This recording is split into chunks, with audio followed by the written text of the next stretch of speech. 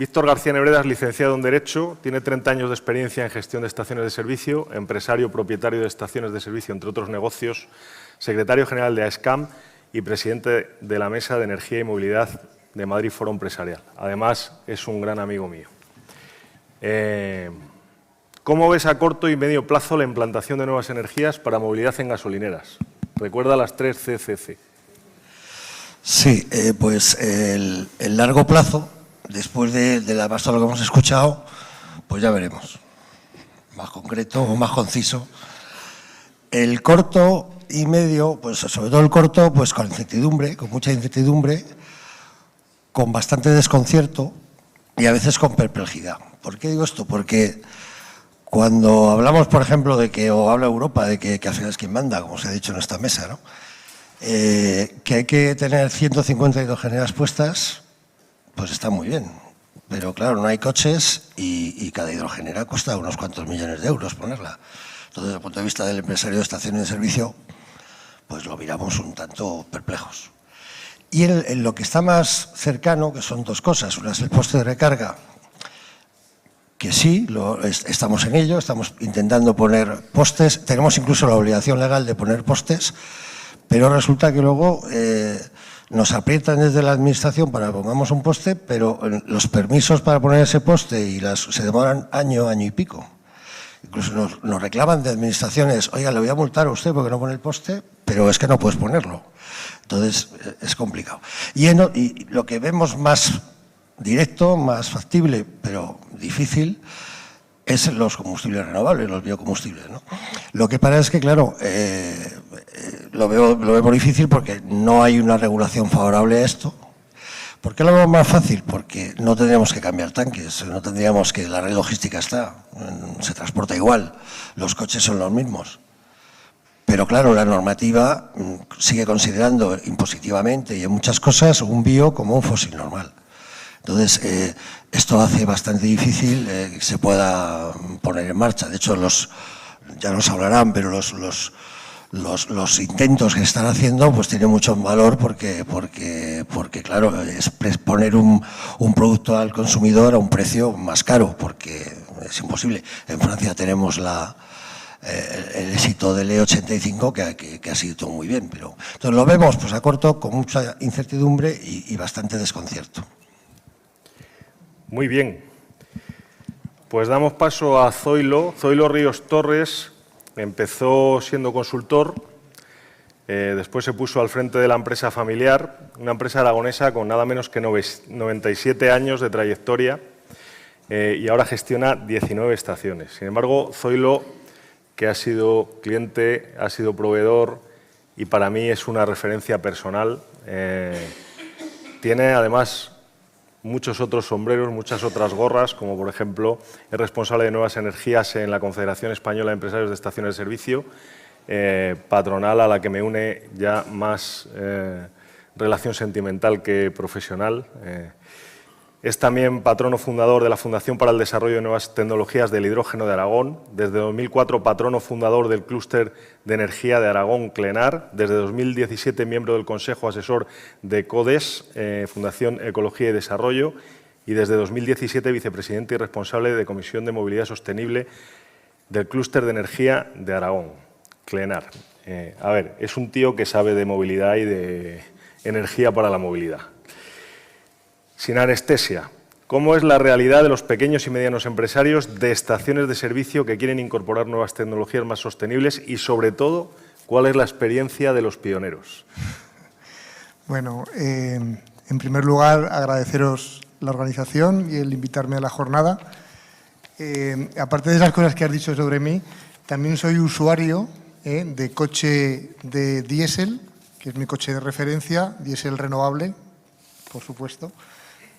También tengo un coche eléctrico de batería y también tengo un coche de hidrógeno y soy también usuario del mismo, ¿no? Con lo cual estoy en las dos perspectivas. Te va bien, ¿no? Porque… Me va bien, claro. Ahí vamos. Exactamente, esto del emprendimiento pues suena muy bien, pero en la pequeña y mediana empresa es muy complicado. Es una travesía por el desierto.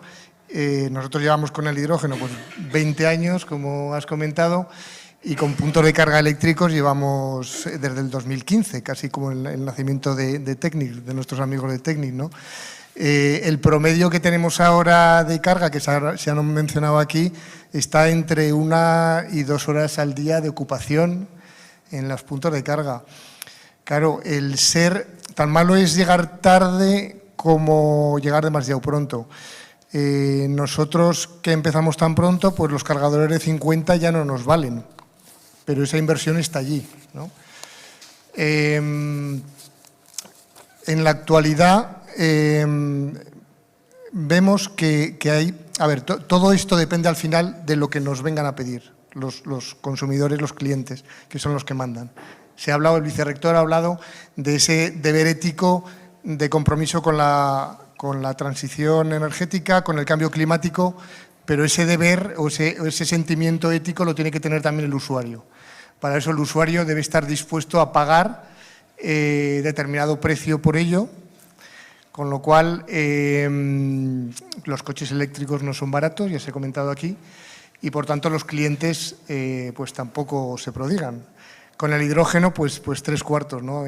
Hemos pasado pues muchas dificultades con todo el tema del permitting, son temas complicados. Nosotros somos una pyme que no tenemos el colchón o la capacidad que tiene una gran empresa, ¿no?, para dedicarse a estas cosas.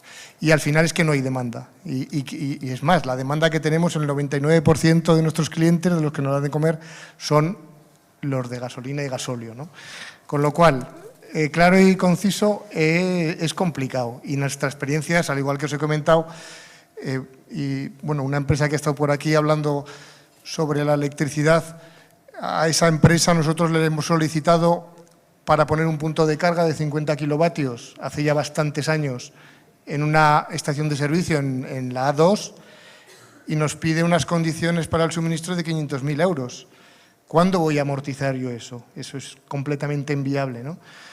En definitiva, es complicado el ser pyme y en este país, porque además los apoyos y las ayudas no son suficientes. Entonces, ¿qué hacemos? Vamos a palo y zanahoria, como decía Víctor, de obligar a poner puntos de carga. Yo creo que tampoco es la solución. Muy bien. Pues seguimos con Isabel Gorgoso, de CEPSA. Desde su posición de director de New Mobility en CEPSA, lidera el desarrollo de nuevos modelos de movilidad basados en energías limpias. Cuenta con más de 10 años de experiencia en el mundo energético, siempre ligada a proyectos de sostenibilidad y con gran foco en experiencia de cliente. ¿Cuál es la estrategia de CEPSA para la transformación tanto de sus estaciones de servicio como en las soluciones energéticas para cliente B2B? Bueno, obviamente no es fácil, sobre todo ya porque creo que tanto Víctor como Zoilo han comentado algunas de las problemáticas que, aunque lo estemos viendo desde el punto de vista de compañía, nos encontramos en el día a día. Al final, desde CEPSA tenemos una apuesta muy clara también por la multienergía. O sea, nosotros, al igual que Repsol, no apostamos por una única energía, más que nada porque la movilidad es muy diferente y depende de cada caso de uso. A día de hoy yo no puedo pretender que alguno de nuestros clientes de transporte que trasladan producto fresco al norte de Europa se muevan con un camión eléctrico, ¿no? Y que tengan que parar cada 2 horas para recargar ese vehículo, pues porque al final eso pues bueno, será transición, pero desde luego no es sostenible, ¿no? Entonces nosotros apostamos por tratar de adaptar la energía a las necesidades y también somos muy conscientes de que el mundo fósil no puede desaparecer milagrosamente. A día de hoy es la energía que nos permite movernos y está claro que además es una energía que cada vez es más eficiente y cada vez es menos contaminante. En España tenemos un problema muy claro de antigüedad del parque de vehículos y además yo creo que con estos tiempos de incertidumbre lo que estamos consiguiendo es que lo estamos aumentando, ¿no? Porque el usuario final no tiene claro qué vehículo se tiene que comprar, con lo cual pues prolonga la vida de su vehículo todo lo que puede y después, si puede optar por uno de segunda mano, opta por uno de segunda mano para no tener que hacer una gran inversión en una tecnología que nadie le asegura que vaya a ser la ganadora. Entonces, bueno, eso es por añadir otro punto dramático, ¿no? a todo esto, que es el del usuario, y que es mucho mayor en el transporte. O sea, en el usuario final, nosotros que tenemos un coche, pues a lo mejor no somos conscientes de lo que esto supone para alguien con un negocio de transporte, y es absolutamente brutal. Entonces, en CEPSA, pues obviamente estamos apostando por los bios, estamos apostando por electricidad y estamos apostando por el hidrógeno, pero estamos apostando al ritmo que nos permiten apostar. Nosotros tenemos lanzado un proyecto de despliegue de puntos de recarga ultra rápida en la red de estaciones CEPSA, en la que después de prácticamente 2 años y con más de 600 proyectos puestos encima de la mesa, pues podemos tener, a día de hoy tenemos 12 cargadores funcionando de recarga ultra rápida. ¿Por qué? Pues porque además nuestros proyectos, que son de media tensión, este acceso a la red es mucho más complicado, y desgraciadamente el uso de las baterías todavía está bastante poco asequible también a nivel económico. O sea, las inversiones que te requieren son brutales. Nosotros estamos decididos a hacer esas inversiones a pesar de la incertidumbre de recuperar esa inversión, pero nos encontramos pues, con muchas dificultades administrativas, tanto en la parte de las distribuidoras eléctricas como en las administraciones centrales, porque dependemos absolutamente de todos, ¿no? De ayuntamiento, comunidad autónoma, encima, pues bueno, claro, al final nuestras estaciones de servicio están en carreteras, están afectadas por Fomento, bueno, y cuando entran las confederaciones hidrográficas ya eso es casi peor. Y con el hidrógeno, lo que ocurre, o yo creo que el problema real, o sea, es cierto que la tecnología le falta cierta madurez y que poco a poco los que vamos a invertir en la producción de hidrógeno verde seremos capaces de tener un hidrógeno a un coste asequible, pero también necesitamos que los vehículos tengan un coste asequible, ¿no? O que seamos capaces de diseñar otros modelos para que un transportista pueda llevar su mercancía en un vehículo de hidrógeno sin tener que asumir una inversión a día de hoy impracticable, y sobre todo que es que los fabricantes no están siendo capaces de producir porque tampoco tienen demanda. Entonces entramos con un círculo un poco vicioso, el que confío en que salgamos en algún momento, porque a mí sí me parece que el hidrógeno, más allá del uso industrial, ¿no? Antes se comentaba aquí, nosotros estamos transformando nuestras antiguas refinerías, ¿no? en energy parks, y gran parte del hidrógeno que vamos a producir ahí es para nuestro propio consumo, porque para todos nuestros procesos de refino y todos nuestros procesos químicos necesitamos una alta cantidad de hidrógeno, ¿no? Pero el resto del hidrógeno será destinado a movilidad, que yo creo que es la tecnología que sí que nos va a permitir que podamos llevar nuestra fresa desde Huelva hasta Polonia en un tiempo razonable. Muy bien. Va a cerrar Estíbaliz. Ahora te presento. Tienes la extraordinaria oportunidad de levantarle a la audiencia el ánimo, porque la cosa está... Y que sepáis los 4 que os voy a hacer 3 preguntas más, porque he recibido un montón de peticiones para haceros esas 3 preguntas. Y ahí vamos a cerrar. Entonces, para ir administrando el tiempo.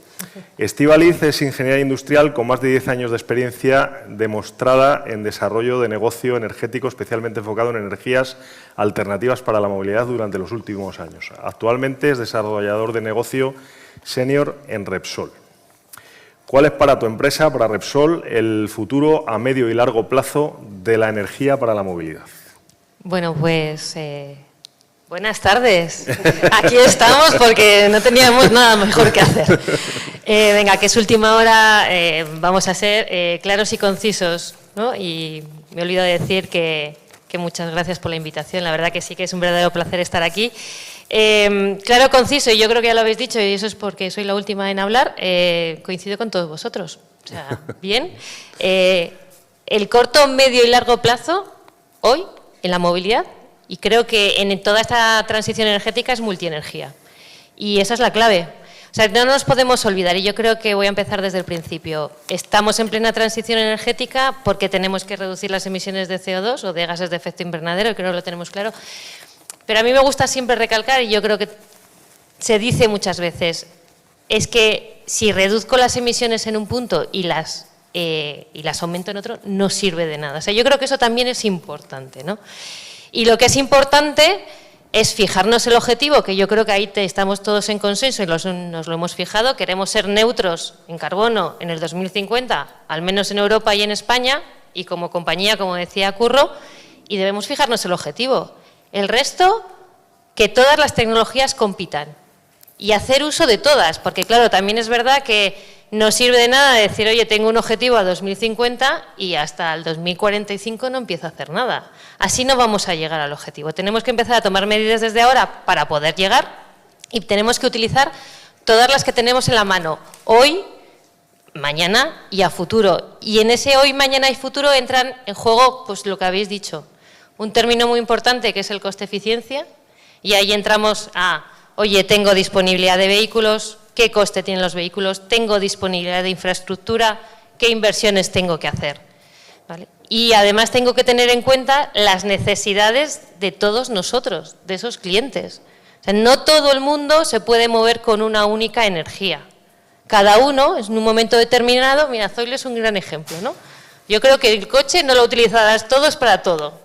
¿Ves? No sé, igual el diésel lo utilizas para irte de viaje más largo. ¿Ves? Y el eléctrico igual para los viajes más cortitos. Bueno, pues eso, cada uno en un momento determinado podrá utilizar un tipo de tecnología u otra. Y esa es nuestra visión.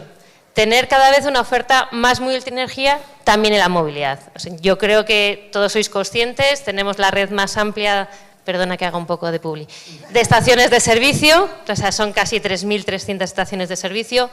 No nos podemos olvidar de los carburantes tradicionales o lo que llamamos fósiles, porque es verdad que las emisiones van ligadas carburante con vehículo y según ha ido pasando el tiempo la eficiencia ha ido aumentando y por lo tanto las emisiones también han ido reduciéndose, y porque además los carburantes hoy tienen combustibles renovables o bios, que si no sabéis en el 2022 el porcentaje que se introdujo es igual de equivalente que la reducción de emisiones de 3 millones de vehículos eléctricos. O sea, que estamos considerando los bios hoy para los carburantes para reducir las emisiones de CO2 y, sin embargo, a veces parece que esta alternativa no existe a medio y largo plazo.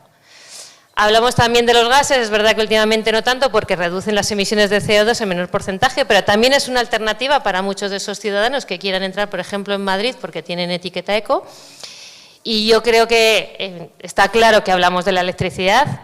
Nosotros tenemos casi 2.000 puntos de recarga en ámbito público, 1.300 en estaciones de servicio y lamentablemente un poco más de 500 en activo. O sea, imaginaros que todo el esfuerzo, todas las obligaciones que comentabas, pues al final es que no se traducen en que lo ponemos al servicio de nuestros clientes.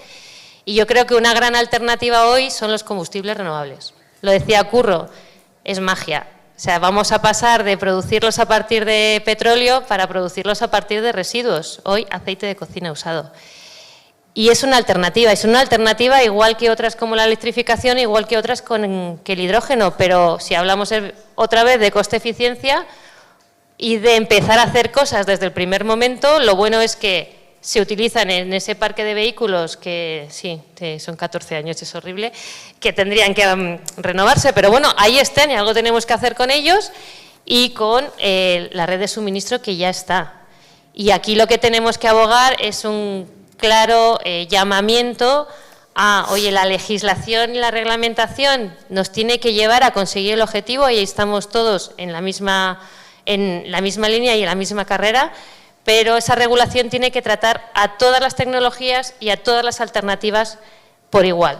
Y además voy a decir algo más, es que las legislaciones tendrían que mirar también transversalmente, porque en el caso de los biocombustibles o de los combustibles renovables hay también toda una reglamentación de gestión de residuos y de problemas aguas arriba que se solucionan con los combustibles renovables y que a veces parece que las reglamentaciones ni se hablan. Y bueno, sí, es un momento complicado, pero yo creo que es un buen momento. Yo creo que los combustibles renovables hoy ya juegan un papel para esos transportistas que no tienen otra opción y creo que van a seguir y van a estar aquí en el hoy y por lo menos en el medio. Muy bien, me la habéis dejado votando. porque os echo la envolvente. Yo estaba una vez en Chamartín para coger un tren y me fui a tomar un café expreso por la mañana y me cobraron 2 euros. Un expreso. Y me pillé tal cabreo, estaba entonces subiendo el combustible, estaba a 1.3 y tal, y puse un tuit.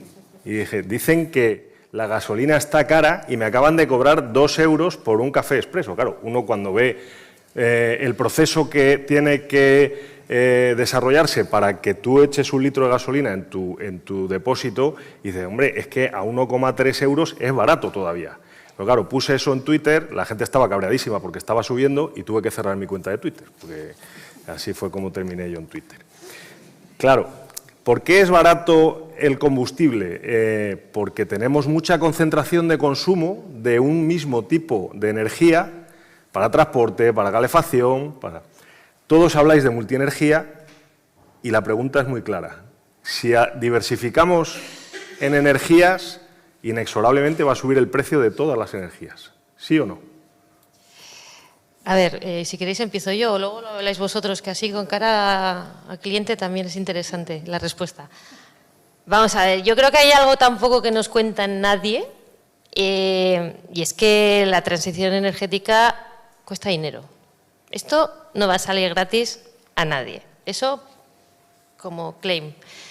Y luego, a la hora de hablar de energías alternativas o aquellas que vayan a solucionar el problema de la descarbonización, yo creo que hay que tener en cuenta, al final siempre hablamos de eurolitro, o sea, esto es así, pero no, deberíamos tener en cuenta todos los términos que entran en juego en el desarrollo y puesta en marcha de esas energías en el mercado. Estábamos hablando de cuánto cuesta un vehículo o las distintas alternativas, de cuánto cuestan las inversiones en el desarrollo de la infraestructura, evidentemente de cuánto cuesta luego el mantenimiento de los vehículos y de cuánto cuesta la energía y de cuánto cuestan las inversiones. Sí, claro que tienen un coste diferencial, sí, claro que tienen un coste hoy que no es el del carburante tradicional, pero también estamos en muchos casos en el inicio. Por ejemplo, hablamos de los combustibles renovables, estamos hablando de la primera planta que va a producir combustibles renovables 100% segregados. Tenemos que dar tiempo, tenemos que permitir esa reglamentación que permita las inversiones y que dé lugar a mayor capacidad de producción, mayor demanda y optimización de todos esos costes. Pero a pesar de todo, y si hablamos de todos esos términos, yo creo que hoy los combustibles renovables frente a otras alternativas son ya muy competitivos. A ver, realmente, sí. A ver, con el de Isabel. A ver. Desde el punto de vista, yo en alguna de las charlas que doy, contabilizo, si yo pusiera una estación de servicio y quisiera tener de todo, de todos los productos, tendría que tener 15 mangueras diferentes, ¿vale? Contando el AdBlue, contando los bios, los bioetanoles, eso es inviable.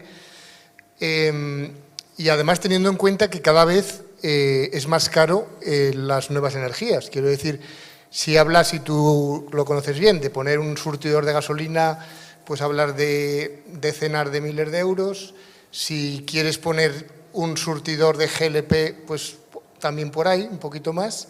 Si vas a un surtidor, por ejemplo, de GNC, de gas natural, ya hablar de centenas cientos de miles de euros. Si vamos a GNL ya vas casi al 1.000.000 de euros, si vamos a hidrógeno hablamos de millones de euros. Esto es muy complicado y eso tiene que repercutir sí o sí. Yo te pongo un punto de recarga barato. ¿Barato? No, pero el problema es el siguiente, es que tenga lo que he dicho antes, el suministro. Y además lo que comentaba también hablando de Twitter, ¿no? O sea, a ver, yo tengo afortunadamente una estación de servicio, tenemos 10 puntos de carga de ultra rápidos, y tenemos una afluencia bastante importante, de unos 55 diarios ya, eso quien quisiera, ¿no? Bueno, de los otros tenemos 600, 700 de los de gasolina, pero está muy bien. Resulta que tengo 10 puntos de carga de 145 kilovatios, pero ha habido días, pocos, pero operaciones retorno, que he tenido 120 en un día. ¿Qué pasa? Que tenía colas de 12 vehículos. El número 11 y 12 tenía que esperar hora y media y estamos hablando de puntos de carga ultra rápidos. Ahora se ha tenido que duplicar esa instalación, no la he pagado yo porque, aunque tenga algún coche, pero no los pago yo tampoco, es la empresa. Y estamos hablando de una sobreinversión muy importante, o sea, que por muy barato que sea, es 20 puntos de carga y a 250 kilovatios, más el transformador correspondiente. La productividad que tenemos en gasolina con respecto al coche eléctrico es de 1 a 5, es decir, cada 5 coches de gasolina o gasóleo en tiempo podemos suministrar a uno eléctrico. O sea, estamos hablando de un tema exponencial, ¿no? Y todo esto al final pues tiene que repercutir. Al final la solución es que no en todas las estaciones de servicio va a tener que haber de todo. Volvemos a lo de antes, según los usos. Habrá unas urbanas que tendrán determinados, igual que el GNL no tiene que estar en todas, sino en algunas de carretera, y el hidrógeno, si lo destinamos a camiones, será. Entonces, así que habrá determinado equilibrio económico. ¿Queréis intervenir? Sí, bueno, al final el resumen es bastante claro, ¿no? Estoy muy de acuerdo en que los costes de las energías, de la implantación de las energías ahora es brutal. No por los puntos de carga, ojalá que fuera solo el punto de carga lo que hay que pagar para hacer una instalación. Y está claro que ahora mismo la demanda no justifica tampoco que haya una bajada de precios, pues porque no es viable, claro. O sea, no hay negocio que soporte eso. Pero yo sí tengo confianza en que poco a poco vamos a ir equilibrando y llegaremos a un punto. O sea, también hay que tener en cuenta que las tecnologías de producción de gasóleo, gasolinas, etcétera, se han ido eficientando a lo largo del tiempo. Ahora mismo estamos en un punto de desarrollo tecnológico en el que hay muchas producciones que nacen eficientes ya, ¿no? Y entonces ya nacen con un coste muy ajustado. Pero sí que es cierto que, por ejemplo, en casos como el hidrógeno, los costes que nosotros tenemos calculados ahora de producción cuando empecemos a producir las primeras toneladas son costes no aplicables a la movilidad.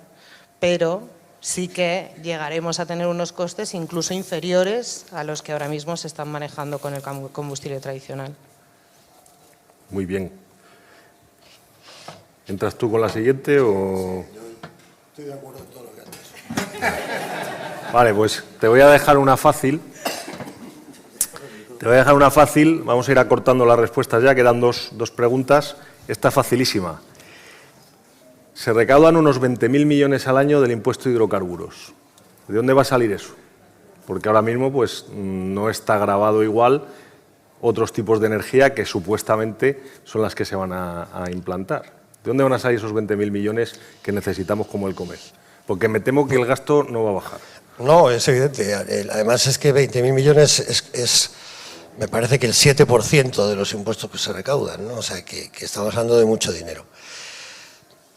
Ahí tenemos dos problemas. Por un lado, ¿de dónde se van a sacar esos 20.000 millones? O sea, a las nuevas energías que vengan habrá que aplicarles impuestos. Yo creo que considerar que las nuevas energías porque son baratas es un error. O sea, me metís un inciso, si a mí me das un coche con las mismas características que el mío, al mismo precio, y me cuesta lo mismo cargarlo, de la energía que sea, pues como no soy un terrorista climático, pues me lo voy a comprar. ¿Entiendes? O sea, yo creo que el precio... Entonces, a esas nuevas energías habrá que meterles impuestos. Otra cosa es el momento actual en el que solo está metiéndose ese impuesto al fósil. Pero no solo al fósil, sino también al bio. De ahí entonces, la pregunta. Claro, el combustible, biocombustible o combustibles renovables, que está ya, como se ha dicho esta mañana, con casos de éxito, como ALSA y como otros, que se ve que reduce las emisiones una barbaridad, pero una barbaridad, hablo de más del 85%, por resulta que están pagando el mismo impuesto que un diésel o que una gasolina. Esto, evidentemente, al ciudadano medio no le hace atractivo este combustible, ¿no? Entonces, habría que, por una parte, digamos, primar o dar un premio a esos combustibles que no contaminan y, por otro lado, habrá que repartir esos 20.000 millones de euros entre todas las energías que se vayan a utilizar, ¿no? Muy complicado. Sí, y bueno, recordando lo que se ha dicho ya durante toda la jornada de hoy, es que los usuarios finales, a la hora de elegir, van a mirar primero en no renunciar a cosas que están acostumbrados a hacer, ¿no? Incluso que no les suponga un esfuerzo adicional. Si yo ahora resulta que para recargar tengo que irme al Quinto Pino o tengo que esperar más tiempo de lo preciso, pero sobre todo el tema económico nosotros lo hemos comprobado en la empresa valorando lo verde y lo económico. Tienes un porcentaje, un 10%, que son convencidos y que están dispuestos a pagar más, pero otros que no. A mí el argumento de que el eléctrico, una de las cosas es que va a salir más barato, eso no es así. No hablo ya del vehículo, hablo de la recarga, ¿no? Ahí tenemos que meternos. En Aragón ahora recientemente ya se ha puesto un impuesto a las renovables. Y es que tiene que ser así, el dinero tiene que seguir saliendo a algún sitio para hacer hospitales, carreteras, etc. etc. O sea que lo verde es caro, sin duda. Repsol y Cepsa, a nivel de recaudación, pues claro, juegan un papel importantísimo porque ese impuesto de hidrocarburos lo movéis vosotros en gran medida, ¿no? ¿Qué opináis de esto? Bueno, a ver, o sea, yo he de decir que yo, que vengo del mundo eléctrico, en la electricidad también pagamos muchos impuestos. Sí, pero yo creo que no tanto, ¿eh? O sea, te invito a que mires tu factura eléctrica y veas lo que corresponde a impuestos, pero es cierto que también hay una gran recaudación en la electricidad.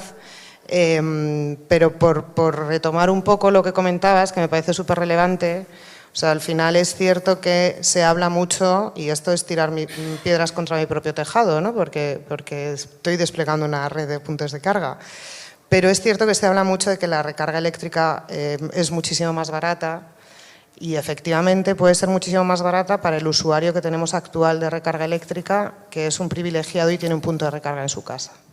Entonces, efectivamente, en esos casos es así, pero hay que tener en cuenta que el 65% de la población española no aparca en un garaje privado y no tiene una posibilidad de tener un punto de recarga. Y entonces ahí es donde las estaciones de servicio vamos a tener que dar ese servicio al usuario, y nosotros no nos vamos a poder permitir vender esa energía a un precio tan económico. Entonces, sí es cierto que es uno de los mensajes que constantemente se están dando, y yo creo que hay que ponerlo un poco en contexto, ¿no? del uso que tú hagas de tu vehículo eléctrico. Si tienes una plaza de parking privada con tu cargador, efectivamente tienes un coste mucho menor. Estíbaliz. Voy a decir que estoy de acuerdo otra vez. En fin. Pero aporta algo Esto no más. es una mesa de debate, esto es una mesa de consenso. Aporta algo Que más. es raro en estos días también. En fin, me voy a callar. A ver, no te voy a dar respuesta a tu pregunta, lo siento, no sé, no me voy a meter en ese berenjenal. Lo que yo creo que es importante es, y vuelvo un poco al principio, si lo que vamos es a tener una neutralidad tecnológica, porque necesitamos todas las energías para llegar a un reto y un objetivo, lo que también necesitamos es una neutralidad fiscal. O sea, lo que necesitamos es que todas tributariamente se traten de la misma manera. Es que no es nada lógico que hoy estemos pagando medio euro, que se dice pronto, en los combustibles renovables, igual que en los fósiles, y que tampoco se traten igual que otros impuestos en otras energías que sí que han sido primadas e impulsadas. Entonces, vayamos al objetivo, vayamos a neutralidad tecnológica y vayamos a neutralidad fiscal. Muy bien, pues ¿ves cómo se ha respondido? Bueno, la última pregunta, haremos esta última pregunta y luego una ronda para que pongáis un tuit antes de cerrar la cuenta.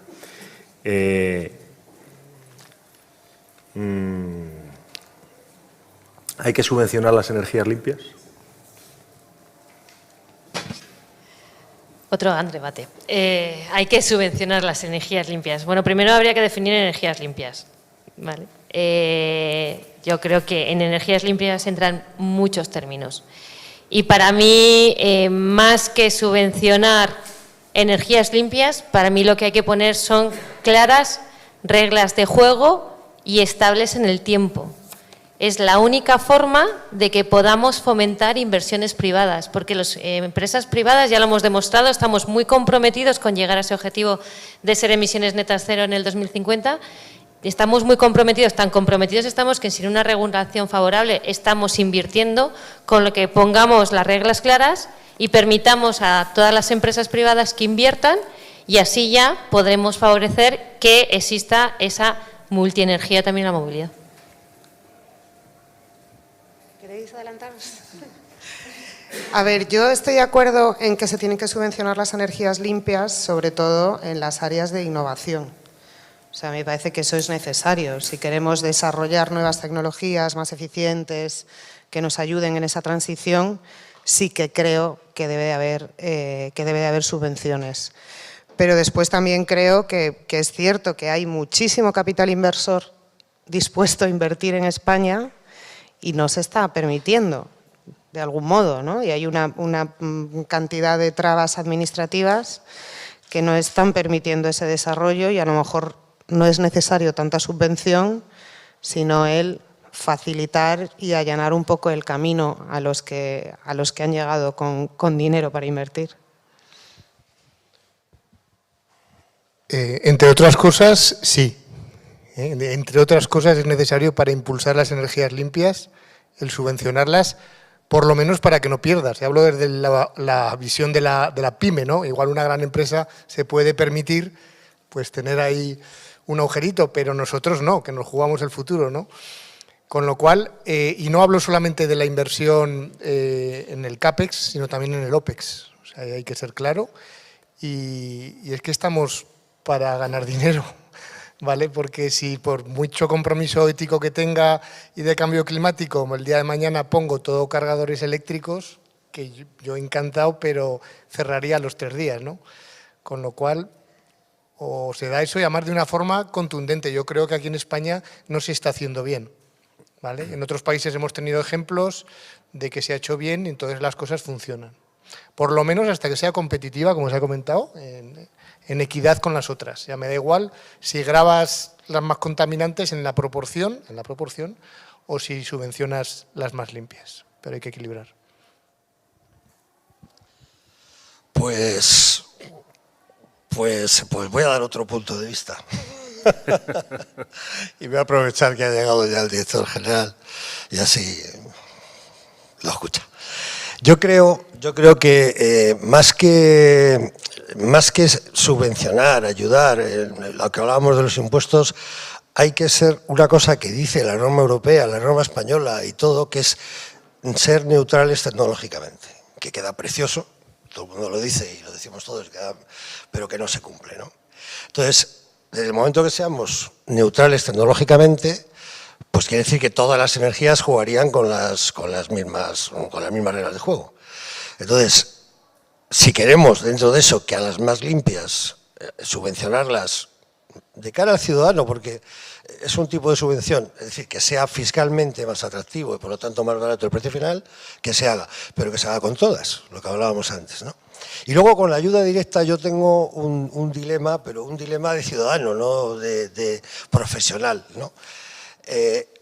A mí me choca mucho, o sea, se hablaba esta mañana y se decía, ¿cuál es el coche más vendido nuevo?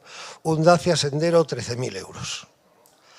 ¿Cuál es el coche de segunda mano más vendido? El año pasado me refiero, ¿eh? Pues un modelo diésel de más de 10 años de antigüedad. Bien. Coste medio 5.000 euros, 4.000 euros. ¿Cuáles son los coches eléctricos más vendidos? 2 modelos Teslas, uno de 48.000 y otro de 54.000. Hablábamos de los 20.000 euros, de los 20.000 millones de euros de impuestos que se recaudan. Vamos a ver, tengamos cuidado con las subvenciones, porque igual estamos dando mucho dinero a gente para que se compre un coche que tiene capacidad de sobra para comprarse, no se lo estamos dando a otros que tienen coches de 15 años, que contaminan una barbaridad, que contaminan, vamos, un coche nuevo contamina un 20% lo contamina un coche de hace 15 años, aunque sea diésel o sea gasolina. Entonces, tengamos cuidado con las subvenciones, o sea, y lo digo porque la Comunidad de Madrid en su momento fue pionera en decir, no, vamos a dar también subvenciones al motor de combustión, porque además el motor de combustión en sí mismo no es contaminante, es contaminante lo que le metas al motor de combustión para que funcione, ¿no? O sea, un motor, le pones combustible bio o en su día sintético, si no contaminará. Entonces vamos a, subvenciones sí, pero no apostemos, como se ha apostado en Europa y por lo tanto en España, prácticamente por una sola tecnología a la que se le ha puesto todo una alfombra roja maravillosa para que siga y a las demás no. Eso pienso yo. Muy bien, pues cerramos con un tuit y cerramos la cuenta. Un tuit, una frase, un titular. No tengo cuenta de tuit porque no me gustan los tuits, pero bueno, lo voy a intentar. Además, de cara al empresario de estación de servicio, ¿no? Perder el miedo a la innovación. Hemos estado innovándonos siempre. Realmente este sector, yo que llevo desde el 88 en él, siempre ha estado en proceso de renovación. Luego, de cara al empresario, no perdamos el miedo, no tengamos, o sea, no pongamos puertas al campo y seamos valientes a lo que viene y suerte al toro. Zoilo. Pues yo diría, necesitamos una estrategia país seria y definitiva para la movilidad sostenible. Quedar todos de acuerdo de una vez. Aquí se ha hablado de que hay diferentes usos, que hay multienergía, que todas son necesarias, imprescindibles. Pues pongámonos de acuerdo y hagamos y hablemos menos. Isabel. Pues yo un poco en línea con Zoilo, pero lo que diría es que tenemos que ser capaces de hacer realmente transición sostenible. Transición significa que no hay que matar los viejos negocios para hacer nacer unos nuevos, sino que hay que moverse hacia esas nuevas tecnologías. Y sostenible para mí significa que no dejemos a nadie atrás, ¿no? Y que todo el mundo pueda llegar a esa transición. Son tuits largos, ¿eh? Sí. Para mí, lo hemos dicho, es clave. Tenemos que tener esa visión de neutralidad tecnológica también en la movilidad. La movilidad y llegar a los objetivos pasa por la multienergía y contar con todas. Y es que hoy tenemos una energía complementaria a otras, que son los combustibles renovables, que permiten descarbonizar desde el primer momento y que necesitan ser tratados como otras alternativas.